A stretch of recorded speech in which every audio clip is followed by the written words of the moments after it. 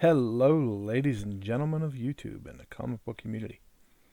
Welcome back to Mastodon Comics and Collecting. This is episode 3 of my Marvel graphic novel reviews. Today we're highlighting number 3 in that series, Dreadstar, by Jim Starlin. This was published in July of 1982 with a release of fall of 1982.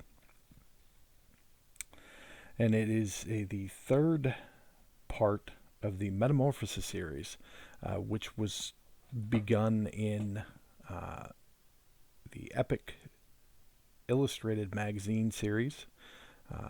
That originally ran the first 9 issues. In sections, basically, throughout the first 9 issues of Epics Illustrated. And there was a standalone for Dreadstar, which I'm assuming was also part of the Metamorphosis Odyssey in issue 16 of the Epics Illustrated. And this is the third part of the Metamorphosis Odyssey. I had the opportunity to meet Jim Starlin in the 2018 at Baltimore. Got to sign by him, and I'm just now getting around to reading it. It was for me. It was an enjoyable story. Very definitely steeped in sci-fi. So we have a traditional superhero story in Death of Captain Marvel, and in number 2 we had a fantasy story based off of Michael Moorcock writings with Elric the Dreaming City, and now we have a sci-fi story written by Jim Starlin. And as I understand it, Death of Captain Marvel and Dreadstar were the first stories that were secured for this new line, the graphic novels,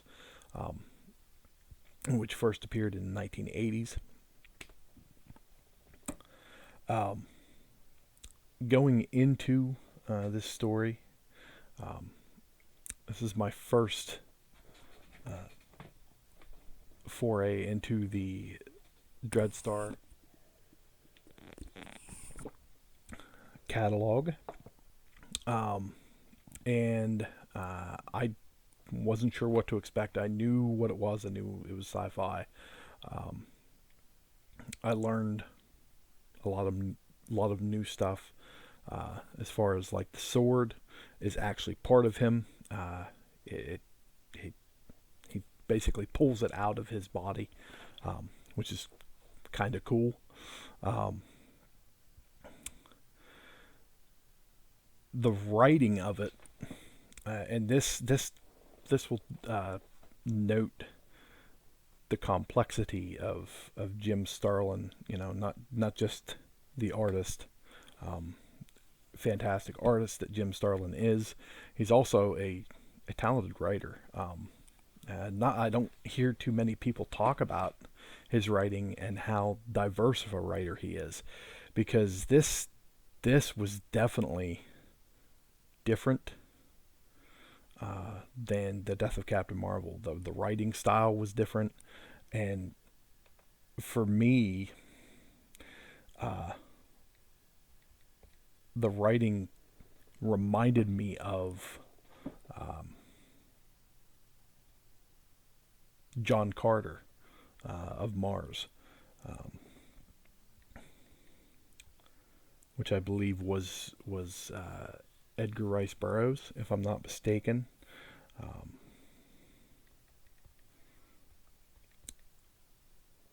Who is also famous for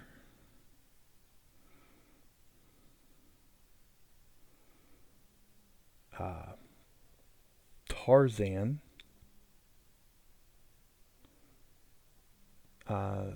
a lot of those stories.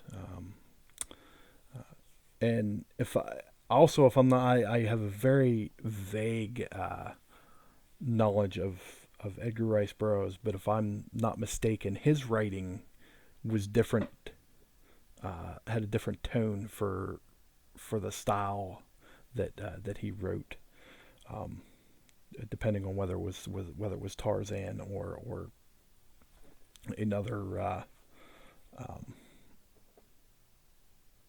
like a sci-fi he picked.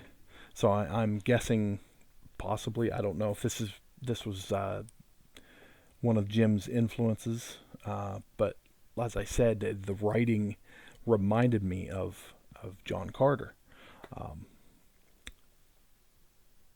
We go into the story, and we find a semi-retired Dreadstar, Vanth Dreadstar.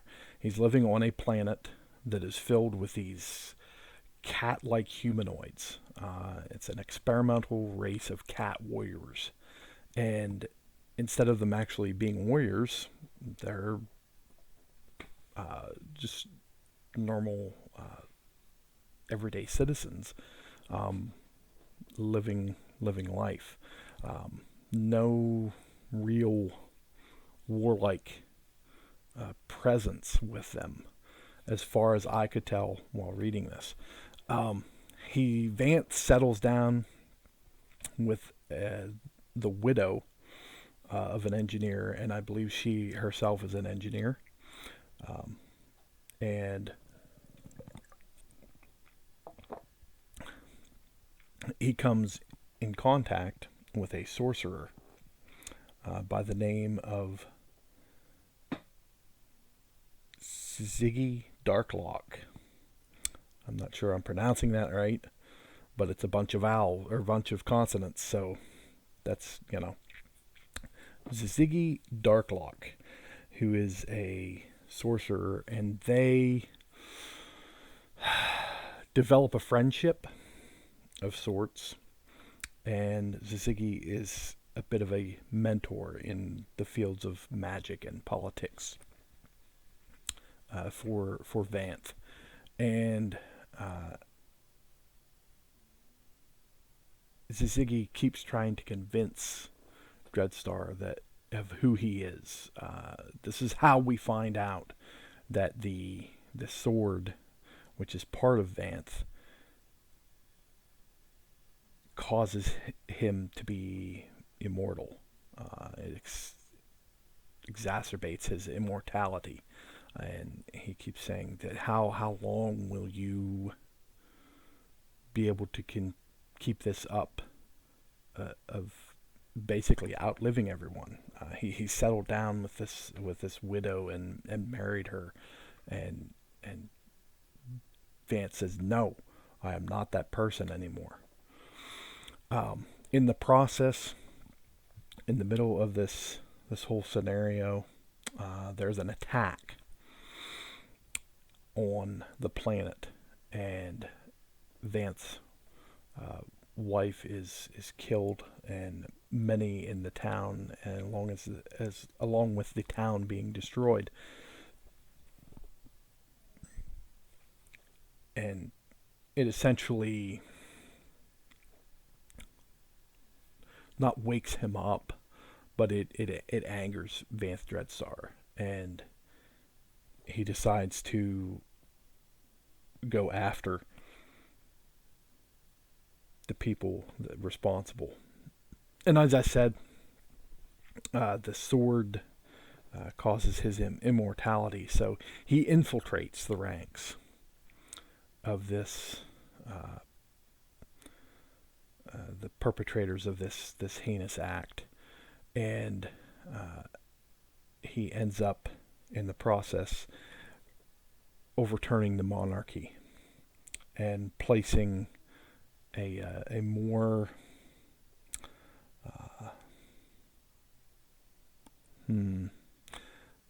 very weak-willed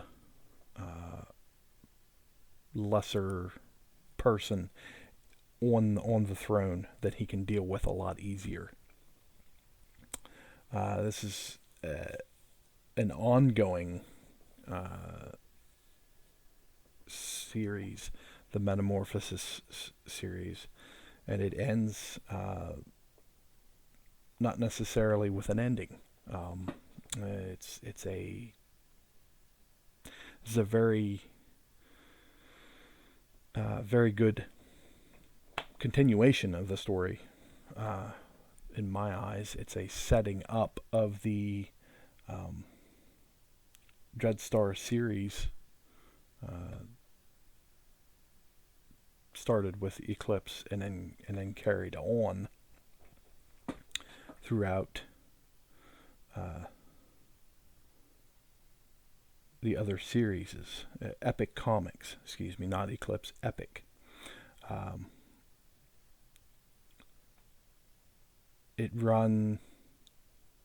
continues on and runs through the first 26 issues.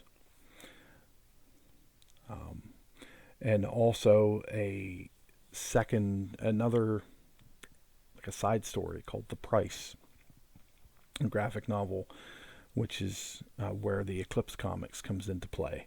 And now this is creator owned, and it is one of those unique scenarios where Jim Starlin brought it into Marvel, and he took it when he left. So he did the Epic Comics, and at issue 27, he took it to First Comics, and that finished the run. And he later brought it into Malibu, where it had a short run, and the rest, as they say, is history. I guess he has been quoted as saying that there's still more story to Vanth Dreadstar. So we'll see what the future holds. This was a really good story. I really enjoyed it. It didn't hook me as much as Death of Captain Marvel, but it hooked me more than it did the Elric story. This was a very good sci-fi movie that I would love to see them do a movie franchise. I don't know if that's applicable in a world dominated by Star Wars and Star Trek. That's probably not a possibility, but it would still. It's in the same token, it's better left to the imagination. J.R.R. Tolkien never wanted Lord of the Rings made into a movie because it takes away from the reader's imagination. And so I'm split. I would love to see them do a movie, but at the same time, I'd rather they didn't. I kind of agree with J.R.R. Tolkien. I can't see Gandalf without seeing Ian McKellen. It's kind of the same scenario with any of the superhero movies. I can't see Professor X without thinking Patrick Stewart. As if I couldn't think that before, because that was a perfect casting. There was no way around that. But Dreadstar, I don't even really know.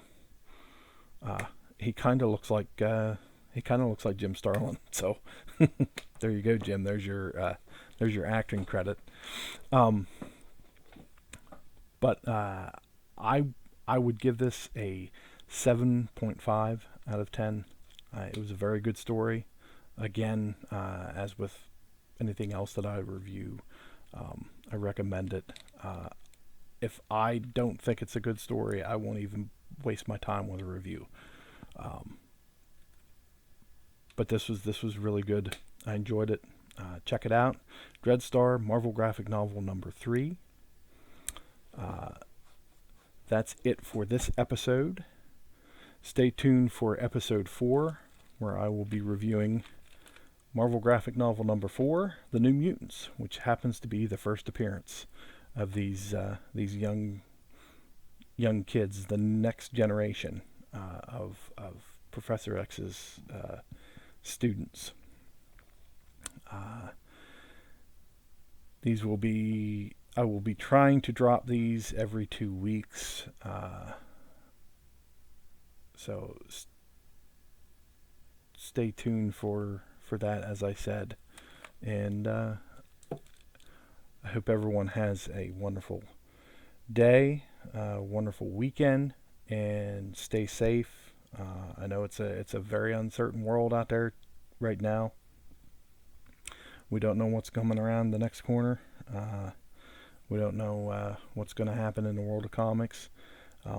Just don't dwell on it too much, and be safe. In the meantime, keep collecting, keep reading, and keep sharing.